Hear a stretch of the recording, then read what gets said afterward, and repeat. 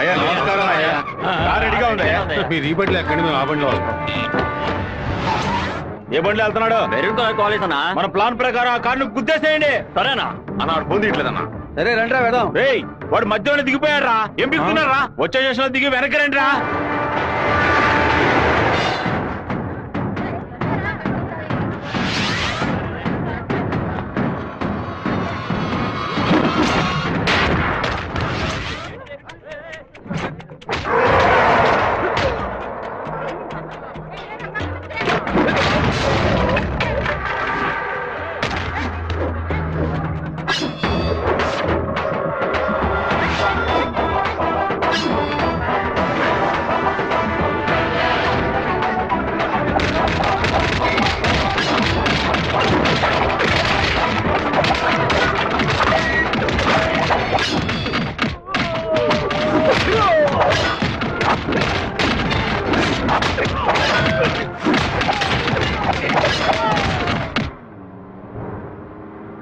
రే నువ్వు రెడీగా ఉన్నావా? నేను రెడీగా ఉన్నాను.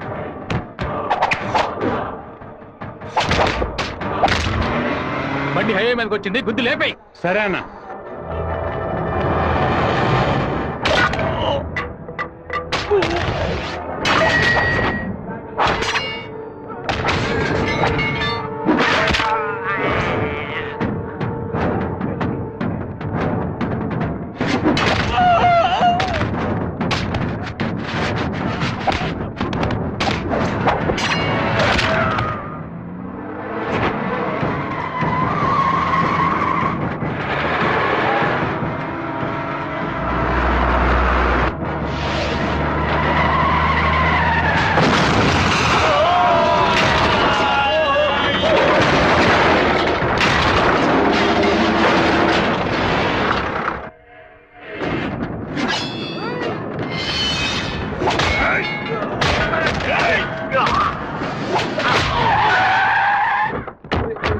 అయ్యో ఉద్దేశం ఆకుండా వెళ్ళిపోయాడు.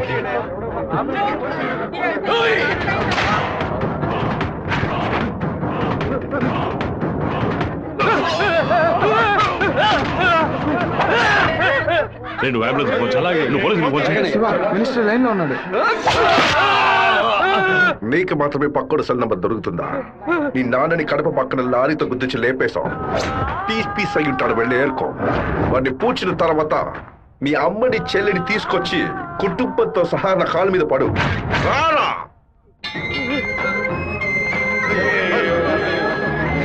ఫోన్ తీయండి. చూడండి, తీసుకురండి. టార్గెట్ నుంచి 13 కిలోమీటర్. పోలీసు వస్తున్నారా? స్పీడ్గా వెళ్ళరా.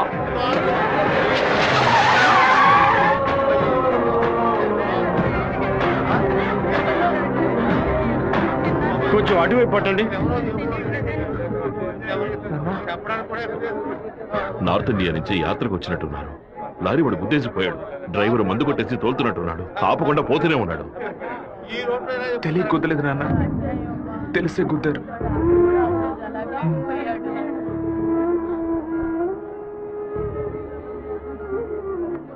నా పరువు తీసారా? అమ్మని చెల్లిని తీసుకొచ్చి నా కాళ్ళ మీద పడుని ఛాలెంజ్ చేశాను. ఇప్పుడు నా పిల్లాన్ని తెమ్మని చెప్తాడు వాడు. అది కాదన్నా, మెరూన్ కలర్ కాల్ ఇస్తున్నారు. నల్లని అమ్మాయిని చూసి వాళ్ళ పెళ్ళామని దూకేస్తాడా? ఫోన్ చేసిన అమ్మాయి వాడి శత్రువా లేదా మనని కన్ఫ్యూజ్ చేయడానికి వాడు చేసిన ఏర్పాటు.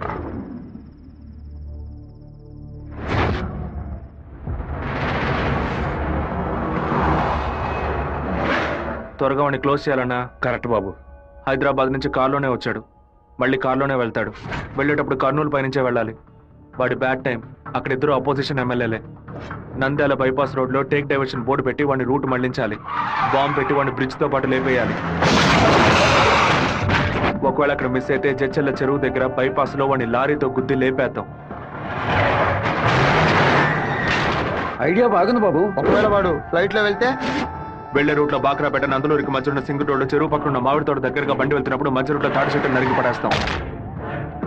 వాడు భయంతో తోపులోకి పారిపోయే సమయంలో వాడిని నరికేసి అక్కడే పాతేస్తాం. ఒకవేళ వాడు ట్రైన్లో వెళ్తే నేను ఒక్కడనే చాలు. నువ్వు ఒక్కడివేనా? అనంతపూర్లో వాడు ఎక్కినప్పుడు 100 మంది జై కొడతారు. వేమల్లో 10 మంది భోజనం తెస్తారు, కడపలో 4 దండలేస్తారు. తిరుపతి రాగానే వాడి చెంచాగాళ్ళందరూ వెళ్ళి నిద్రపోతారు. వాడు ఒంటరిగానే పడుకుంటాడు. ఆ టైంలో దిండు మొహం మీద పెట్టి వాడిని చప్పుడు చేయకుండా చంపేసి శవంతో పాటు నదిలోకి దూకి నేను అక్కడి నుంచి ఎస్కేప్ అయిపోతాను. మరుసటి రోజు వాడి శవం నదిలో తేలుతుంది. ఏ రూట్లో వెళ్ళినా వాడి చావు ఖాయం. ముళ్ళమ్ముకొని బతికి ఆడది కూడా ప్రేమించినట్టు నటించమంటే చీయని ఉమ్మేసి వెళ్ళిపోతుంది. విన్నావా? విన్నావా? ఎంత మాట